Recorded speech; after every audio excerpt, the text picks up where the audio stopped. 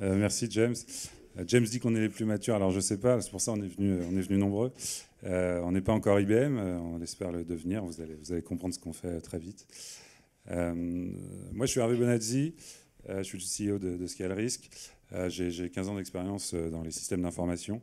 Alors nous on n'est pas des financiers directement, on est des artisans des systèmes d'information financiers. Et on a pas mal d'expérience dans ce domaine. On a lancé ScaleRisk il y a quelques temps maintenant et on va accélérer le développement de la société. C'est pour ça qu'on est là ce soir. Je vais passer la parole à Thierry. Donc Thierry Duchamp, je suis fondateur de la société ScaleRisk. Mon background, c'est principalement l'IT financière. J'ai travaillé sur les market data, les flux de données temps réel chez Thomson Reuters et toujours chez Thomson Reuters sur des progiciels et des logiciels de trade and risk management. Et c'est bien dans ce contexte en fait qu'on a créé la société ScaleRisk en faisant le constat, c'est un constat évident que vous faites tous et que vous avez fait tous, surtout après le post-2008, des concentrations, des volumes de données de plus en plus croissants, l'automatisation de la gestion de ces données qui prennent des formes structurées, non structurées, une très grosse pression réglementaire, des obligations de mise en œuvre dans les systèmes d'information bancaire avec des coûts assez importants, des problèmes opérationnels aussi sur ces systèmes-là.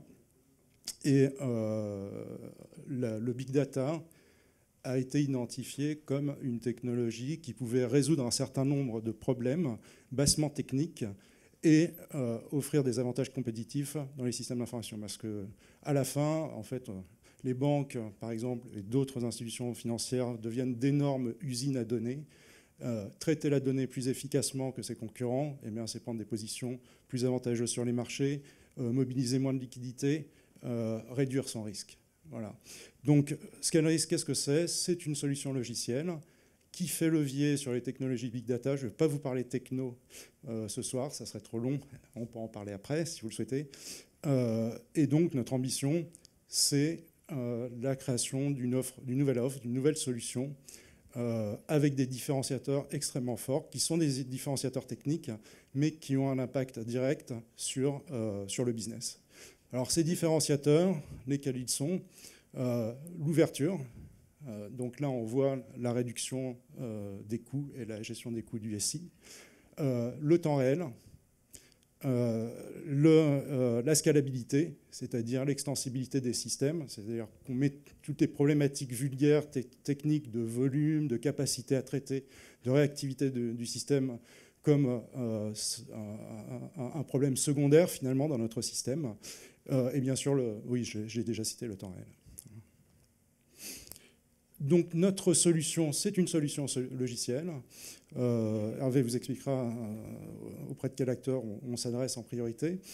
On peut couvrir un ensemble de use cases et d'applications assez vastes. Donc on ne va pas les énumérer non plus, mais je suis sûr qu'il y en a qui vont vous intéresser plus que d'autres.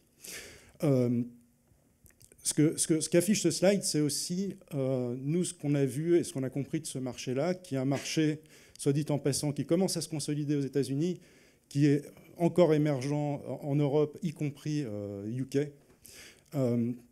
L'enjeu qu'on voit, notamment auprès des BFI par exemple, l'enjeu c'est avoir un accès en temps réel à des données variées, notamment au front, la consolidation en temps réel du risque et du PNL. Donc tous ces outils existent aujourd'hui, mais ils sont parcellaires, où on travaille en J+1, J+2, etc. Et nous, on va répondre de façon très efficace techniquement à ces problématiques-là. Donc on a été sollicité auprès de plusieurs banques en Europe sur des sujets de consolidation massive de données, de PNL, de VAR, d'indicateurs de risque. Et c'est en faisant levier sur la technologie et sur notre solution qu'on a pu répondre extrêmement efficacement à ces demandes. Je vais m'appuyer sur un dernier slide pour aller vite. On ne va pas vous ennuyer trop avec la techno. Donc on va passer. Pour finir, en effet, c'est pour vous expliquer quelle est notre cible de clientèle. Aujourd'hui, on discute avec un certain nombre de grandes banques Tier 1 en Europe. En effet, sur les use cases qu'on vous a montré dans le slide précédent, c'est avec eux qu'on construit la solution. On a un socle technologique qui est assez puissant, qu'on est en train d'implémenter chez eux aujourd'hui dans des phases de benchmark, notamment au niveau des benchmarks de performance et de scalabilité. Et l'objectif, c'est de développer l'offre également vers des acteurs plus petits, avec une offre SaaS qui est dans la Product Roadmap cette année, pour adresser des acteurs en effet plus petits, qui n'auront pas besoin forcément d'un logiciel installé chez eux et avec les coûts de licence qui vont avec. Donc un modèle SaaS sur abonnement pour typiquement les hedge funds qui voudraient leverager aussi sur leur big data et sur des data externes consolidées dans le système.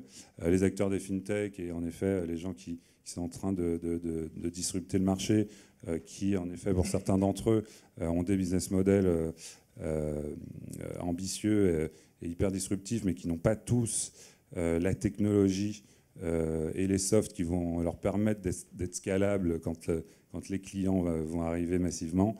Et on est en train de développer également une offre pour implémenter du big data au sein des trésoreries des grandes capitalisations boursières. Il y a un use case qui était indiqué dans notre slide avant, qui est la lutte antifraude. La solution répond à des problématiques et permet de mettre en place des nouvelles solutions avec des systèmes prédictifs, avec des systèmes de machine learning pour typiquement se mettre en coupure de paiement, de flux de trésor afin de respecter les réglementations. Donc c'est une autre offre qu'on adresse. Voilà. On pourra vous parler techno et en effet, si vous le souhaitez, il y a toute l'équipe qui est là, enfin pas toute l'équipe, mais une partie de l'équipe pour répondre à vos questions si vous le souhaitez.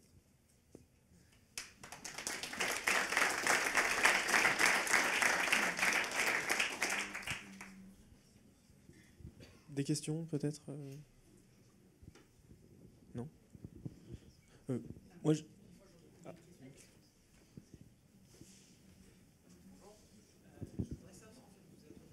Au sell side ou au buy side au niveau des acteurs, des gestions de fonds ou bien des banques d'investissement qui doivent gérer leur position, leur book, ce genre de choses?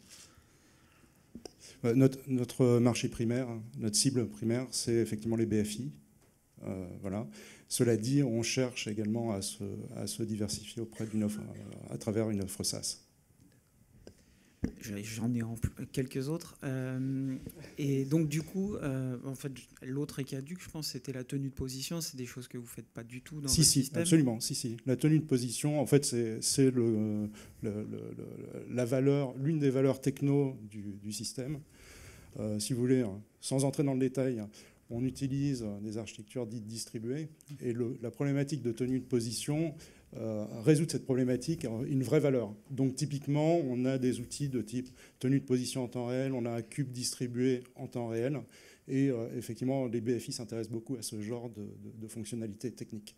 D'accord. On est très sollicité sur ces points-là. Ok, merci. Comment vous faites du temps réel avec des systèmes amont qui, eux, ne le sont pas? Pour la vidéo, est-ce que tu peux répéter la question dans le micro?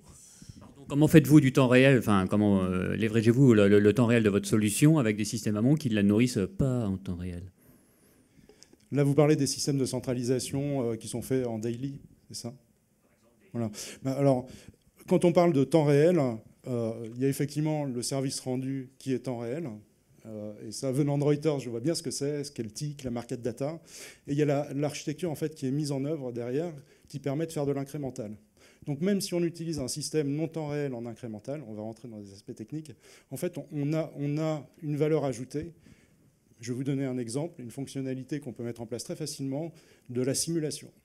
Si j'ai un système et une architecture temps réel, je peux facilement changer une valeur et déclencher des calculs en cascade et simuler en fait quel serait l'impact de cette variation de prix sur mon PNL, etc.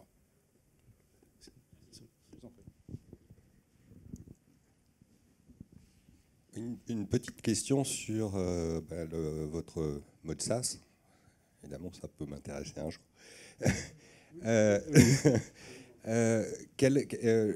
À qui ça s'adresse à l'intérieur de la structure? Plutôt à quelqu'un qui est IT, ou l'utilisateur peut-il faire le paramétrage lui-même? Alors, en mode SaaS. Hein. En mode SaaS, c'est le mode boîte noire plutôt qu'on va privilégier. D'accord. Alors au produit fini. Voilà, c'est de la fonctionnalité. On utilise votre process et puis c'est tout. Voilà, exactement. Que ça soit big data deviendra tout à fait secondaire. Cela dit, si vous voyez des opportunités de collaborer, c'est autre chose. Je vous poserai forcément la question.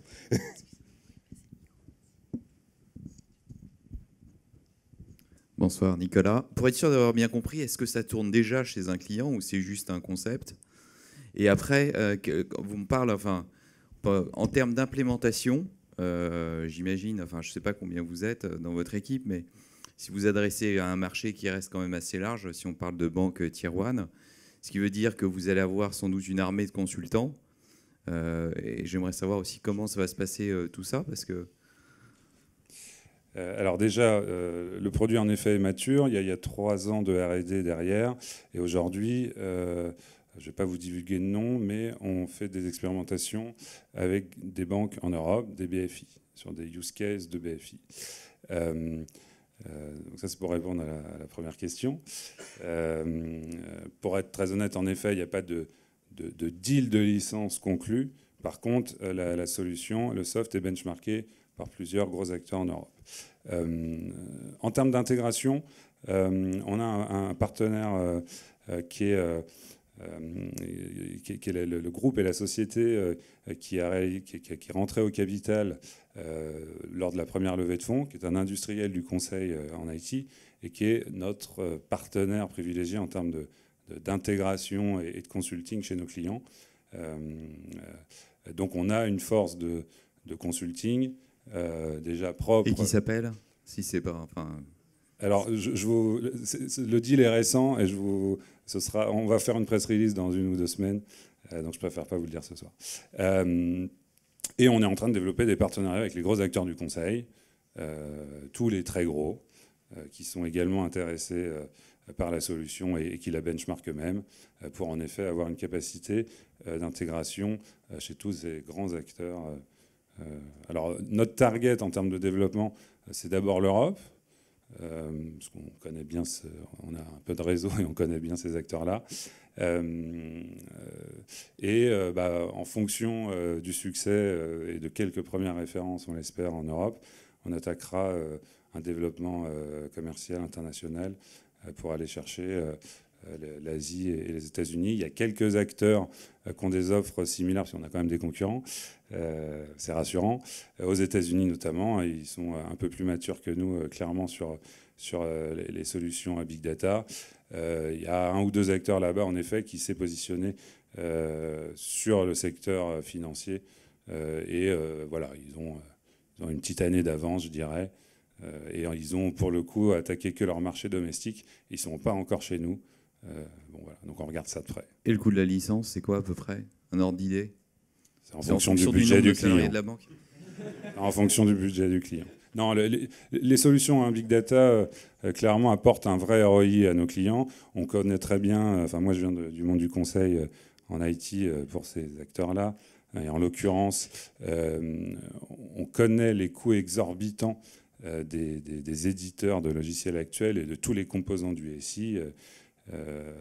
Toutes ces bases de données relationnelles qui sont vendues à prix d'or et que la banque achète par milliers de licences. Les systèmes Big Data leverage vraiment sur cette notion déjà d'infrastructure à faible coût et d'informatique distribuée. Et on va réduire le nombre de couches logicielles, clairement, pour faire fonctionner les systèmes de la banque. Donc ce qu'on vend à nos clients, c'est clairement un ROI, à la fois sur leur coût de licence et également après sur les coûts de maintenance et d'évolution des systèmes. C'est une des caractéristiques techniques du soft, des choses qui font qu'on sait faire évoluer très très vite le système et le modèle dans le cœur du système sans sans impacter le passé.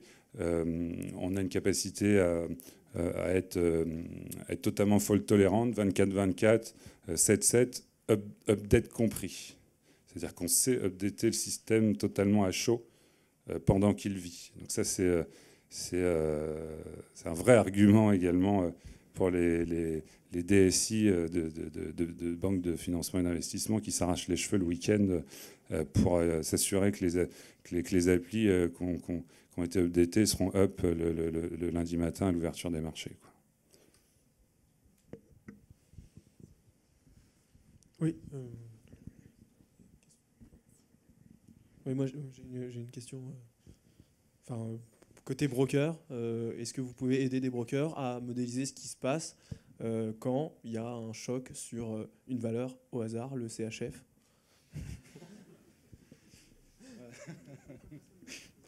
Alors, je ne répondrai pas à cette question. Voilà.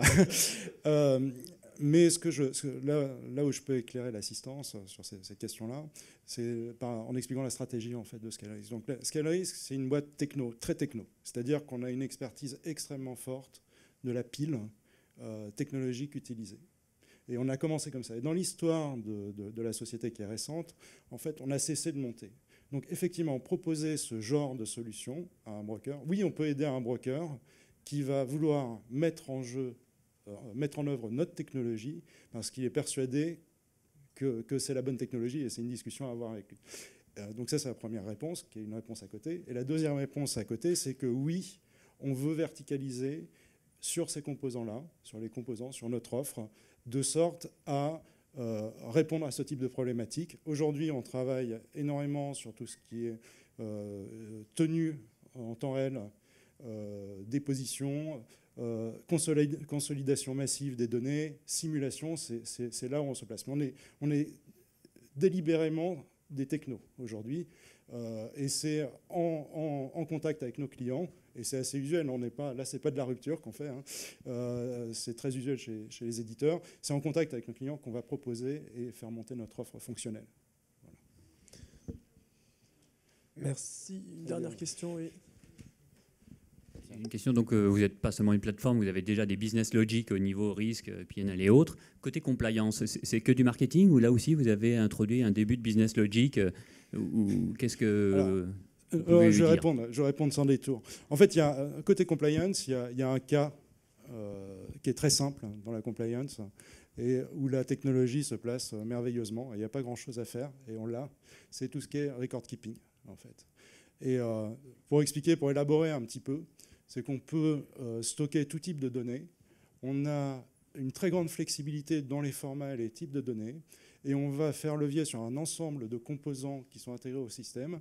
Tout à l'heure, on parlait de moteurs de recherche. On en a un. On parle d'audit. Donc, on va conserver toutes les versions de tous les documents. Donc, on va pouvoir produire très rapidement ces fameux rapports de report keeping, par exemple. Voilà. Ça répond à votre question. Merci. Merci. Bravo. Merci de nous avoir accueillis.